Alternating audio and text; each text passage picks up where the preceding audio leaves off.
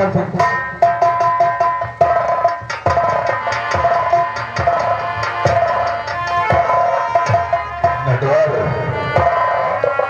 लोग तैयार हो गए हैं उस इंस्पेक्टर से मिलने के लिए, लेकिन पहले शराब पीएंगे तब चलेंगे। क्योंकि हम ठाकुरों में दो कमियां दर से डाल रेडी है। पहली कमी शराब और दूसरी कमी सही कहते हो। जाकर बोतल शराब लेकर आ। अरे भैया